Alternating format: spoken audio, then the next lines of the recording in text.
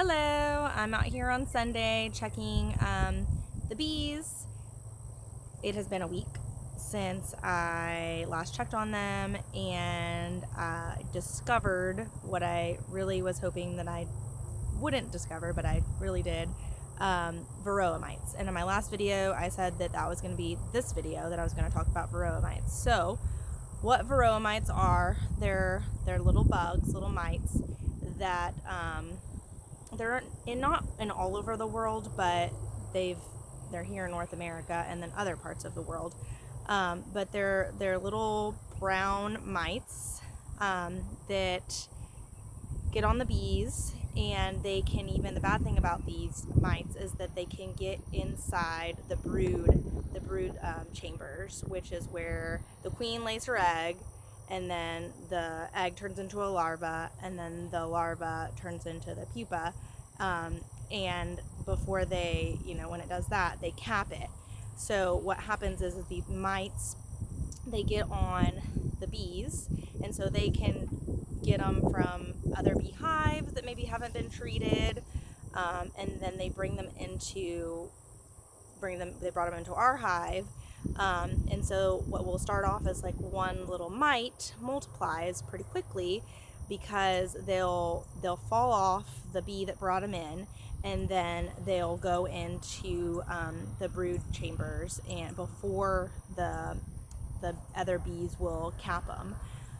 And so what this does is, while the brood is getting bigger and growing, this little mite is basically sucking on their blood and growing itself. And so then this can cause the bees to have deformed wings and other deformities, and it just doesn't provide a really strong bee, and so you don't want this.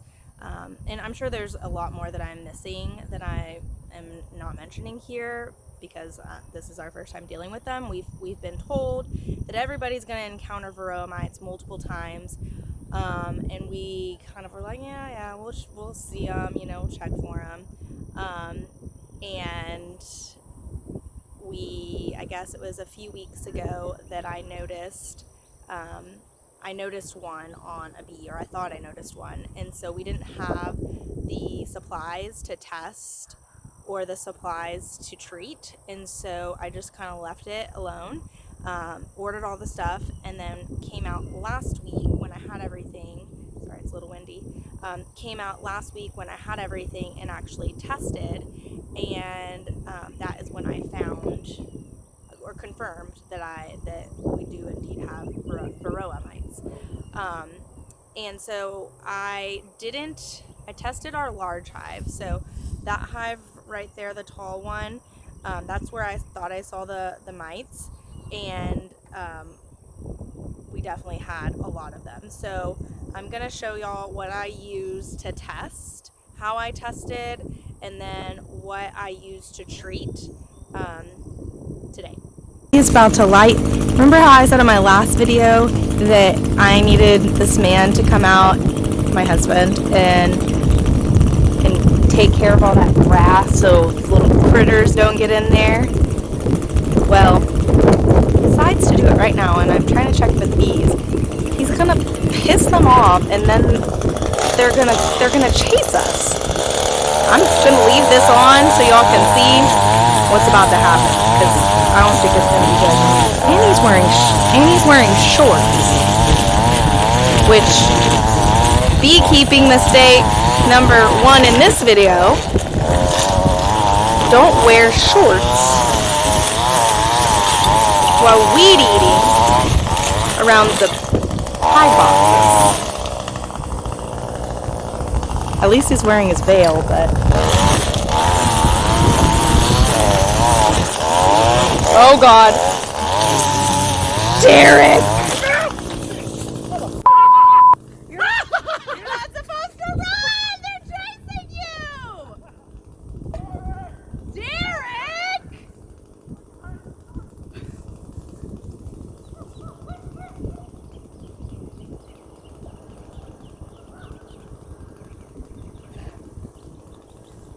Derek!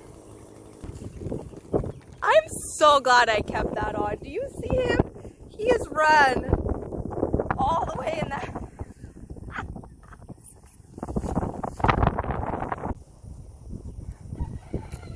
Y'all just saw that, right? Never a dull moment. This is real life.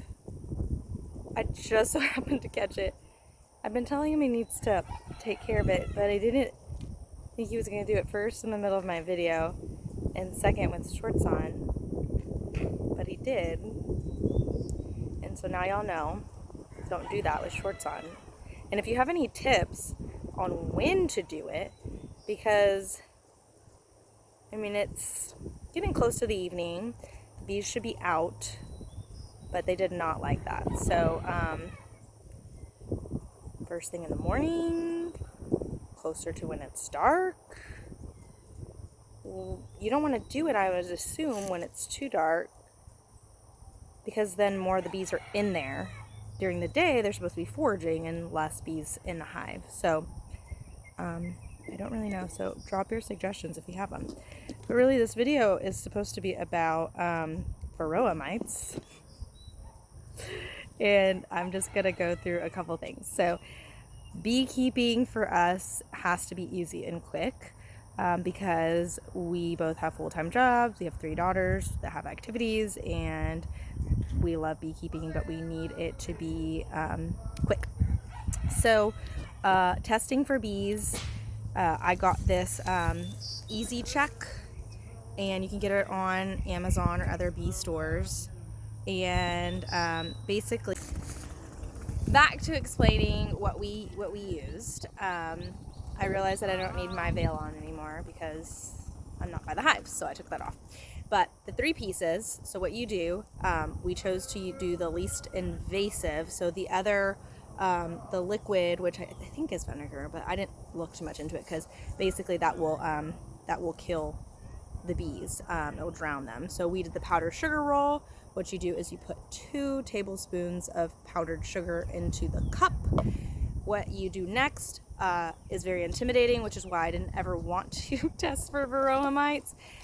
You get a frame of bees, and you pull a frame out, and you need to have it with mostly brood, so most of the baby bees, if you want to call it that, and you need to get that in, and it has bees on it, and you need to shake it. You get like a little Tupperware that's big enough for the frame, and you shake it several times until you have enough for a cup of bees. So get like a measuring cup. I took ours from the kitchen, which will now stay where the bees are.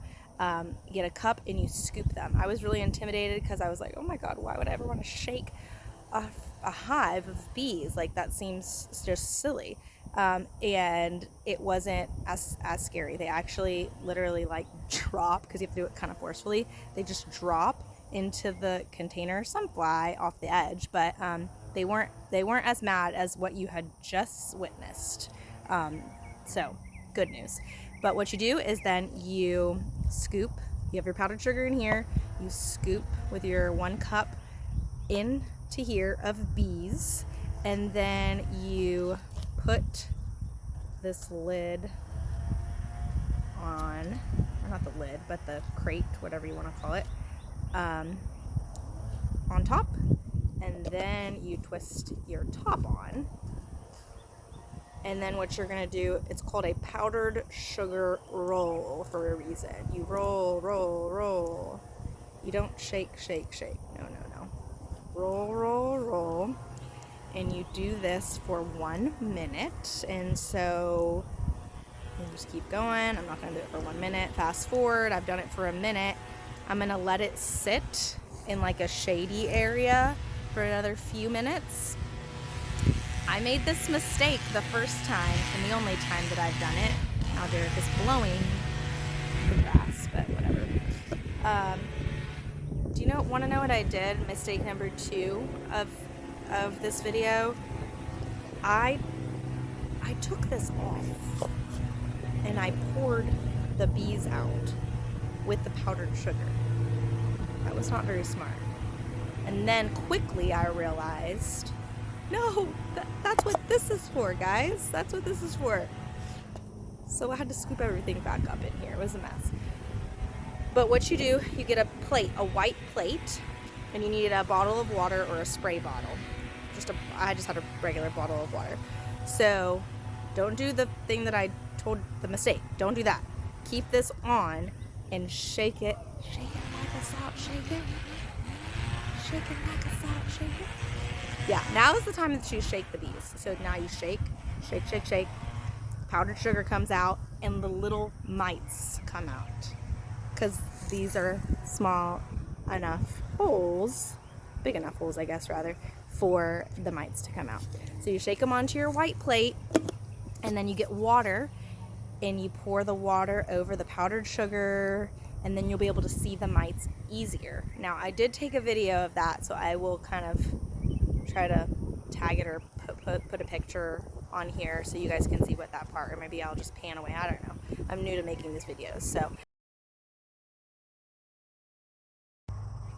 So I need to add how you decide when to treat. So you've done the test. So there's a number, right, that kind of determines when you need to actually treat for your Varroa mites. So that cup full of bees that you get, that's about 300 bees, and then you're counting how many mites you got. So you take how many mites that you found in your test, in your sample, and you divide it by how many bees. A percentage of 3% or more is whenever it warrants testing, or sorry, it warrants treatment. And so there's the Healthy Bee Coalition. I'll tag them here. They have a really good decision tree that you can use, and then it helps guide also which treatment to use.